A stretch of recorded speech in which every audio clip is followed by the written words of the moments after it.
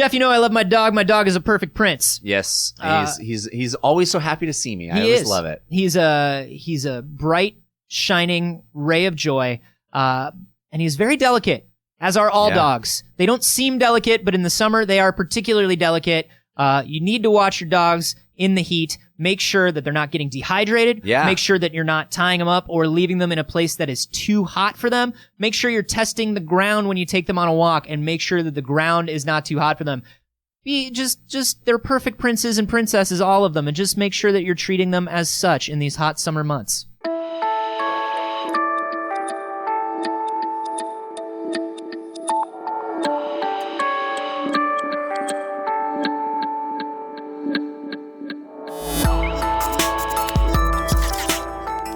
And we do dinner. Joy. Like, we do dinner every night. You know what I mean? But that's the way we do. Anyway, this is boring white guys talk about boring white guy shit that boring white guys talk about all the time. It's also We Have Concerns. Hi, Jeff Canada. Hi, Anthony Carboni. Hello, concerned citizens. This is the alternate title of our show, evidently. I believe that's what it is. Speaking of white guys doing dumb shit. Yeah. Our buddy Ben Floriansig sent another story. He's always solid on stories. Ben. Dozens treated for burns after firewalk exercise at Tony Robbins event. Ooh. So I think you can see where this is headed. Tony Robbins, if you're not familiar with him, is a self-help guru. Tony Robbins is a set of teeth. Right. In a giant frame. Yeah. He's the world's tallest set of teeth. That's true. Anyway, he helps people feel good about themselves, and part of his very expensive, extraordinarily expensive weekend events are that you walk across hot coals. Yep. He's been a motivational speaker for a very long time. Mm-hmm. He has multiple books out. His thing is not just feeling good about yourself, but efficiency.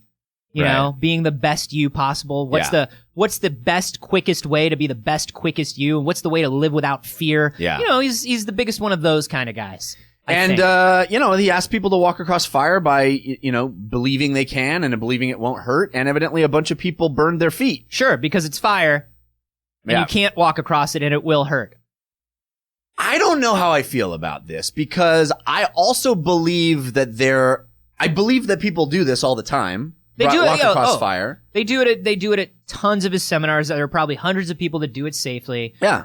If you do it the right way, if you do it the way he tells you, it's probably fine. Yes. But, But also think it's bullshit. Fire. It's bullshit, and it's not bullshit at the same time, I think. Go on. I have a unique insight into this because my wife actually went to one of these years ago as part of her corporate sort of event. Like, sure. Her company. A lot of corporate retreats, they get everybody together and like, we're going to pump you up. Yeah. Tony Robbins. Yeah, they did it, and they paid for it and sent her there, and she did the firewalk thing, and she said it was actually, she got, it's not a large area you need to walk over, but she said she got 9/10 of the way to the end, and then thought in her head, I can't believe this is working. And as soon as she thought that, her feet started burning, and she jumped off, and she has a scar on her foot now.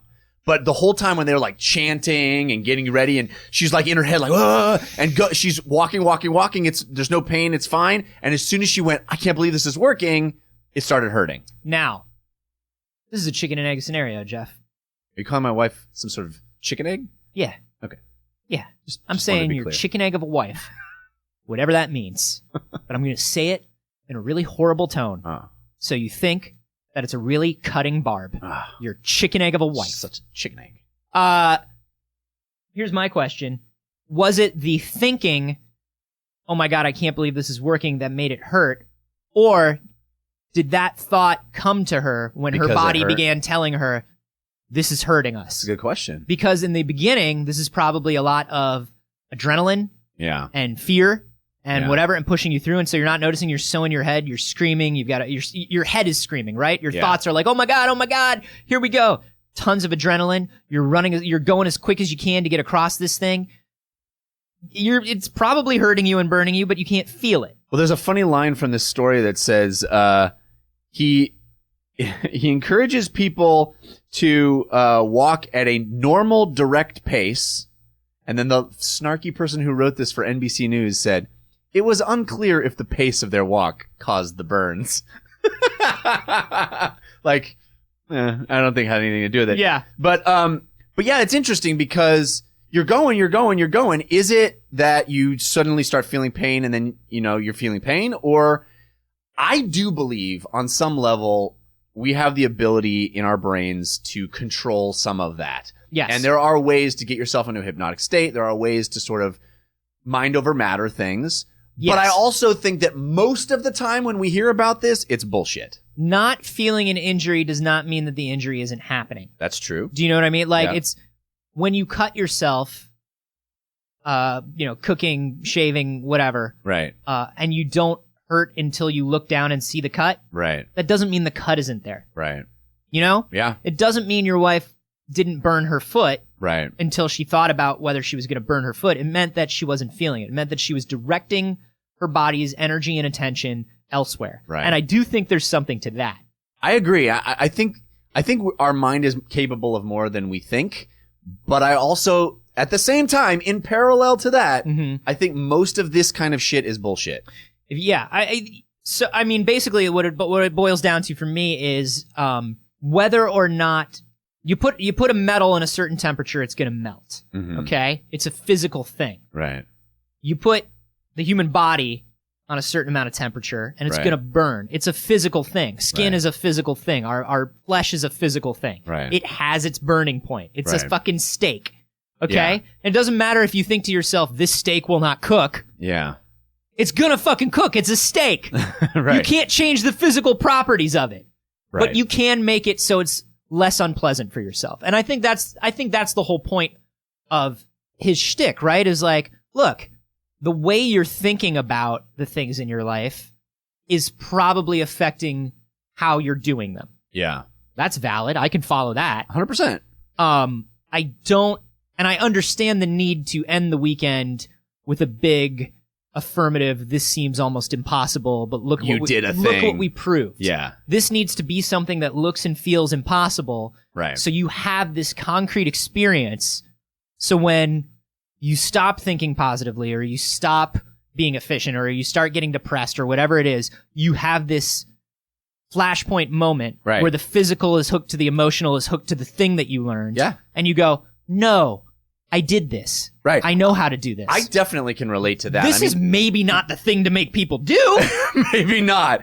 But like in my own experience, running the marathon, I always tell people the most powerful. God, here we go with the fucking running a marathon. I'm just saying the most powerful thing about that is doing something that I didn't think I could do. Yeah. When you accomplish something that you genuinely weren't sure you were able to do, and then you did it, as you're saying, you always have that touchstone to go back to and say, yeah, I'm capable of more than maybe even I think.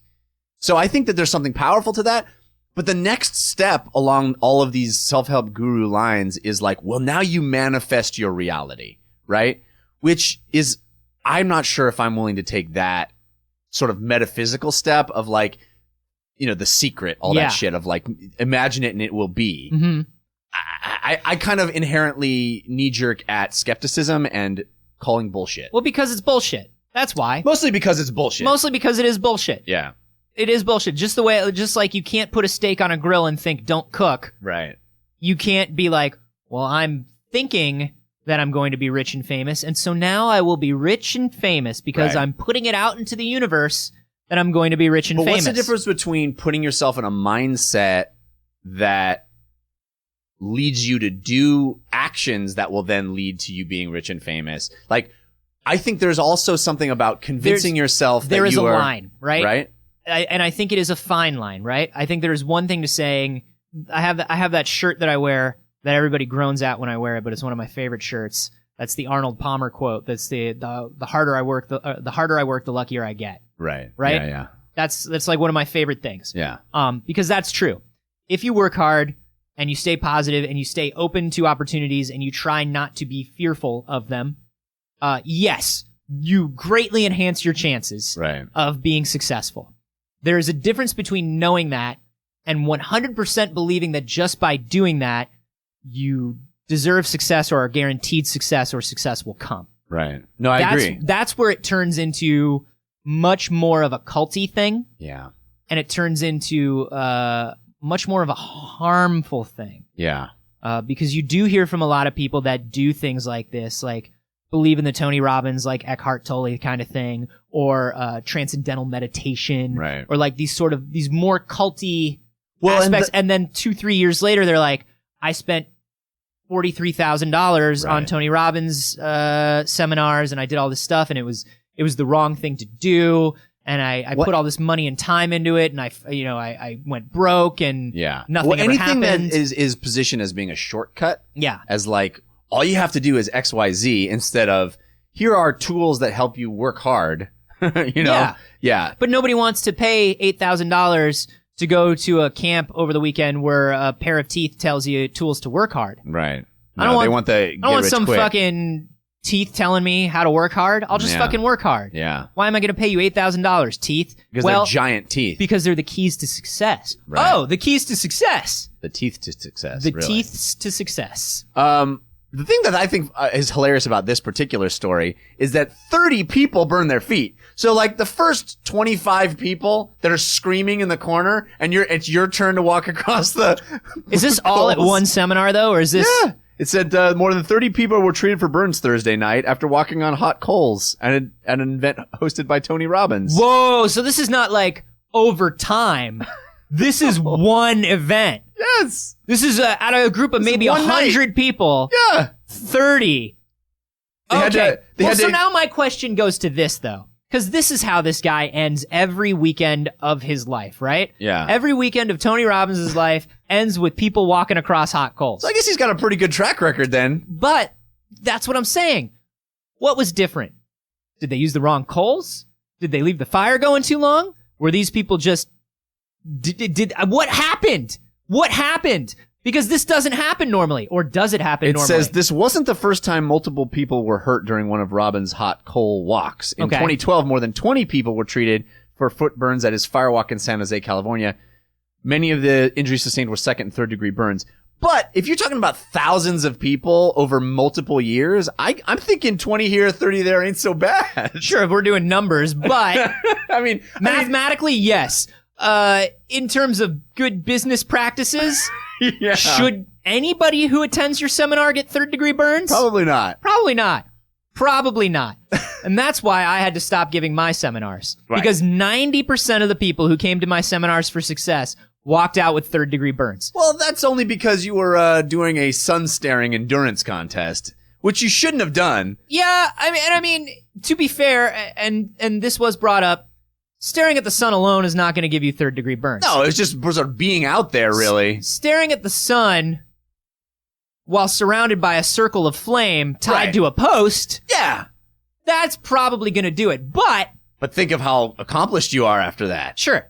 That's what I was saying. Yeah. That's what I was saying. And what was the point of it? I don't know. What was the lesson that was supposed to be taught?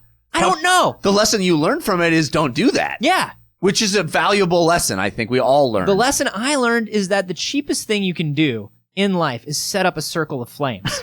It costs like nothing. It really Fire is. basically just happens. It's so inexpensive. And if you want to impress people, there are a few ways you can do it. Fancy food, fancy venue, right? You know what I mean? Fire, big production values, yeah, or just fucking fire. Fire is very impressive to people. It's very primal, especially when they're so close to it. Especially when they're tied up and forced to be in the middle of it. They get really excited. Mm-hmm. They get really impressed. There's a lot of shouting. Yeah, and I think people are super, bowled over by your level of commitment to the event, really. And here's what we know about the 3 people that weren't burned alive. Number 1, they have a very positive outlook on life now. Yeah. They have a shared experience. They're closer than they've ever been. Right. 2 of them because they're melted together. Right. And if they could make an expression with their face at this point, they would probably be smiling. And most importantly, number 3, they either are or aren't witches. I don't remember how that works. Yeah. But because you burn witches, right? But like, if those people don't burn, right, wouldn't they be, it's tough to say. It's tough to say, but it's definitive. Either God has told us all that these people have no wickedness in them, which was the whole point of the seminar. Right. I think.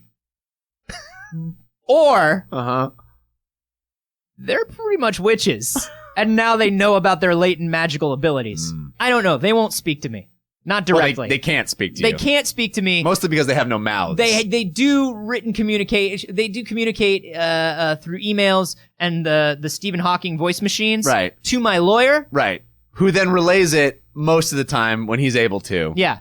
But most of the time, it's just a series of expletives. And usually he says, "I am not your lawyer.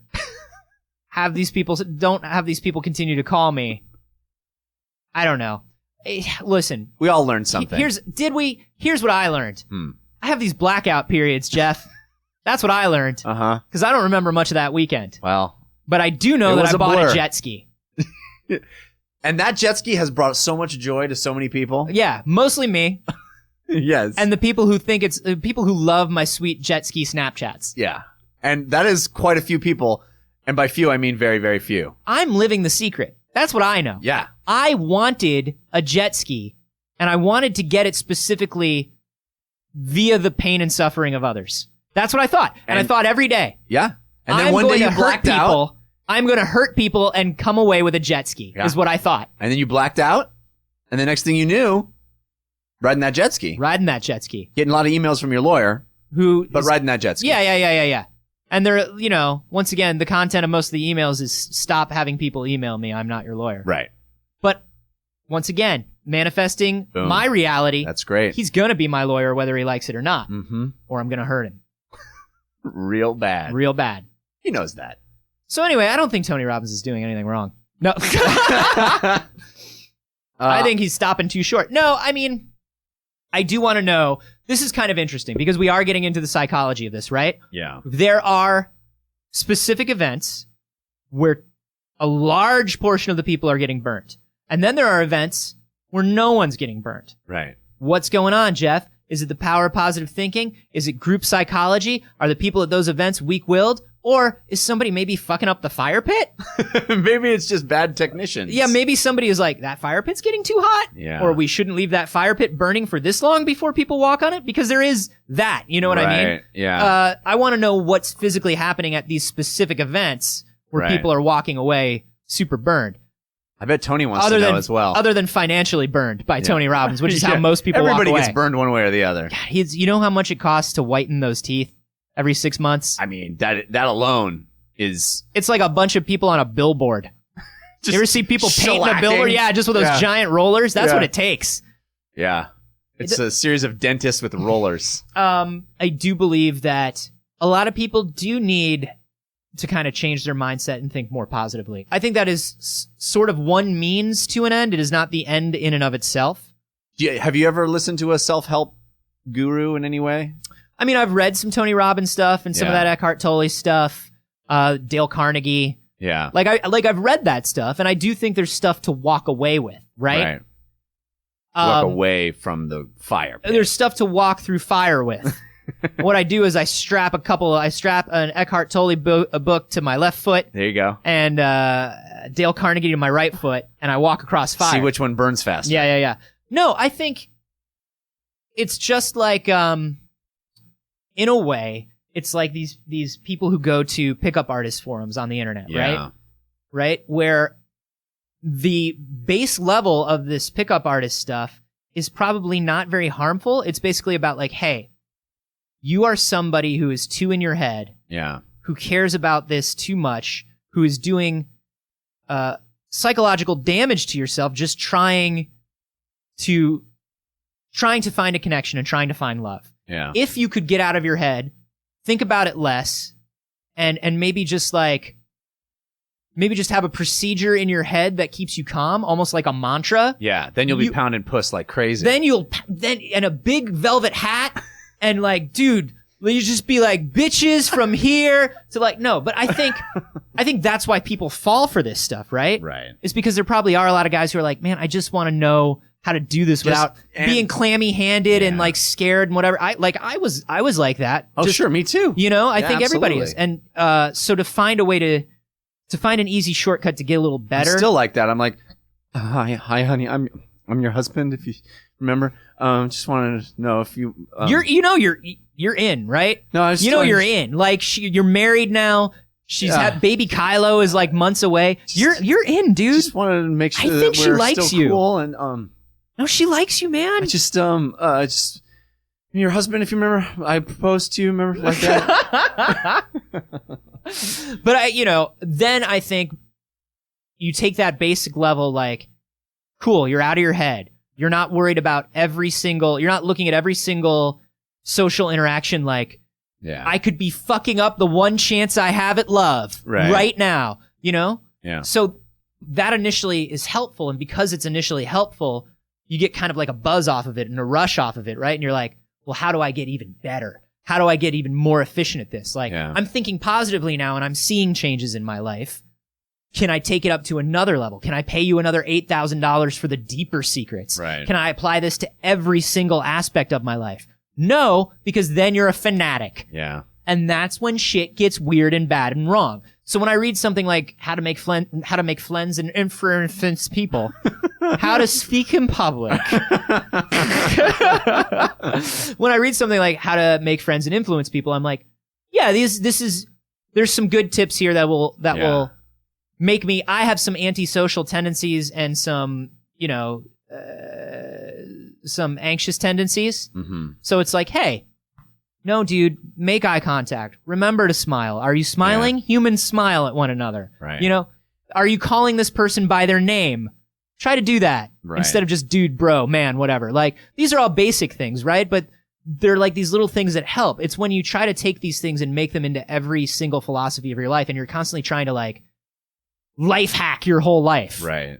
I hate that. Yeah. And it gets a little weird when it gets to the point of like, well, girls like it when you do this and you touch their arm in a specific way, and it's all that shit gets weird and stupid. And it's a slippery slope with all that self-help stuff too. And it starts out being generalized and sort of, helpful and positive, and then sometimes it gets into weird, as you say, culty stuff. Yeah. Well, and I mean in that pickup artist world that we were talking about, the end game is the dehumanization of the people that you're picking up, right? And it's thinking of people as numbers, and that's when things get, because then you're thinking about it like people who get too into working out or too into anything, where it's like, how do I optimize my gains? It's like, no, you don't. These are people, you know? Yeah. How do I optimize my gains in life for maximum positivity? Shut up. Just be human. So would you try to walk across coals? Would you do it? Yes. I would too. I'd give it a shot. Yes. I'd be scared, but I'd give it a shot. But I'll tell you what, the moment I felt like, no, I'd just jump right off. Yeah. I'm not that dumb. Yeah, I like my feet. I love my feet. Yeah. But I've done dumb shit. Yeah, I've done real dumb shit. I mean, you've gone bungee jumping and stuff. If you've gone bungee jumping, you might as well try walking across hot coals. Yeah. It feels like it's on the same level. Kind of, though. You know what I mean? Yeah. Where like, if you're like, oh no, yes, there is a little bit of danger to it, but we make sure that the pit doesn't get above this temperature. And like, that's the thing. I don't know if I would do it in a Tony Robbins, like, we're all powerful, walk now. But if I went to a place that was like, hey, do you want to experience this? Almost like, like a trapeze class or like something like that, where it was like a circus performance class. Oh, do you want to learn how to sword swallow? Do you want to learn how to walk across hot coals? Do you want to understand the principles behind this and do it? Here's how it works, and here's how to minimize the danger. I think I'd still do the Tony Robbins one. I'm enough of I have a feeling if you went, we're all doing it. I have a feeling if you went to a Tony Robbins weekend camp, I have a feeling you'd walk in a little skeptical, but I think you're the sort of person who would be really amped up by the end of the weekend. Probably. I think you'd go home and be like, that was weird, but I think in the moment, you'd be pretty amped up. Because you just like it when people are having fun. I do. I enjoy parties. Yeah, you get real positivity. Into it. Yeah. Yeah. I think I'd get wrapped up in the enthusiasm and just be like, this is the greatest day of our lives. Let's do it. Yeah. That's why whenever we walk by the Scientology building, I make you cross the street. That's smart of you. Because I think if they ever pulled you in there, it'd be bad. That'd be it. I'd be jumping on couches and do you think you have a tendency to get involved with that stuff, group dynamic stuff? I am inherently a skeptic, and so I come at things real skeptical, but I definitely am given to idealism and romance with a capital R, like this romantic notion of like, if we all do it together, we can do it. Yeah. So I think I probably am a little bit susceptible to that. Yeah. But I also am I'm a very skeptical guy in general. And I think most shit is bullshit when it comes to like sort of extra, The more people like and try to be nice to me, the less I trust them. So I don't do really well with cult shit. Yeah. If I'm in a room where like everything is super positive, I'm like, what is the fucking catch here? Yeah. what is going on here? Yeah. I have got to get out of here. Yeah. It's like, no, man, we're all just having a good time. We really like it, and we really like you and appreciate that you're here, and you're going to do great things. Stop saying this to me. Yeah. I don't want this. Run! I hope this isn't offensive to anybody, but I dated a Mormon girl for a long time, and I went to some of their events, and I came away going, I don't believe any of this, but I could certainly understand why this is a positive thing in everybody's lives. So I told you that I worked at a country club, the Country Club of Orlando. Yeah. And about a week or two in, I found out that the membership was predominantly Mormon. Yeah. Super nice, super friendly, super positive at all times. Yeah. But that's super nice, super friendly, super positive, where if you say something that kind of cut to the heart of something and was kind of like, oh, but you know that, like, this is the flip side of this. Right. You mean you pulled an Anthony Carboni is what you're saying. Yeah. But you know what I mean. But, like, one of those things where it's just like, hey, yeah, no, I get what you're saying, but isn't this kind of like this? Right. And isn't that a problem? It was the sort of positivity where they kind of blink in a robot way and reset and smile and go like, no, I don't think so. Right. And I'm not saying it's all like that. Right. But I did notice that. I mean, there's that with any kind of religion, right? Or any kind of spirituality where it's kind of like blink, blink, smile. I'm not registering. I've chosen not to think about that. Yeah. That's wrong because I know it's wrong, and so we're moving on. Also, the Mormon Church called my friend's wife a witch and fucking banned her and banned his. No, but this is real. And banned my friend's father, who was Mormon, banned him, excommunicated him. Wow. And branded her like some sort of witch or enemy of the church. Yikes. Like, it gets weird. I have no doubt. It gets weird. But like I said, I think that could be fundamentalism. There's fundamentalism in every religion. With anybody. Yeah. I don't know. But I'm just saying I understood yes. the But positives, yes, the sitting in a circle, kumbaya YMCA camp sort of vibe. There's a thing to this that is nice. We're tribal. We like it. We like to be with other humans, having a good time, and believing in the best. Why wouldn't we? That sounds lovely. Sure. It's just, there's a line where you're doing that blindly, where you're doing things that are dangerous, where you're maybe not thinking about the leader's motivations, right? Stuff like that. There's a Tony Robbins documentary on Netflix right now. Oh, really? That I have not watched yet, but it's a Netflix produced documentary, and I'm wondering, like, it's called The Teeth. It's called The Teeth. It's called Teeth. Look it up. It's the thumbnail's gonna look different. Yeah, just watch it. Just watch it. Blindly watch it. Just blindly watch a movie called Teeth. It's mostly Tony Robbins related. It starts out focusing on a young woman. Just ride it out. Keep watching it. Ride it out. There are no surprises, I promise. I'm interested to see what point of view the documentary takes and how involved he was in it. Yeah. Because I do think that he's a person that believes he's doing a positive thing and probably is, for the most part, doing a positive thing. I don't know, but I am inherently skeptical of any cult of personality. Me too. So I'm interested in watching it. Don't walk across hot coals before you find out the safety shit about walking across hot coals, guys. I guess not. That's what it is. The takeaway. It doesn't matter if somebody's told you that you're going to manifest fucking wings on your feet like Golden Age Flash. Oh, or Namor. It doesn't matter. If somebody told me that, I would be in. I've never understood the wings. On the feet? Yeah, they should be fins. You'd think. Yeah. I think it was just that Jack Kirby really knew how to draw wings, and he's just put them on people. He put them on Cap's head. Yeah, fins are too hard. He put them on... fins, you have to draw the little fiddly edge at the end. Wings are just like a nice curve. He put them on Cap's head. He put them on Thor's head. He put them on Namor's feet. He just put them on places. Just put wings on places. The Jack Kirby story. Do you guys believe that these kind of things are more positive, or do they have more negative effects? Would you walk across the coals?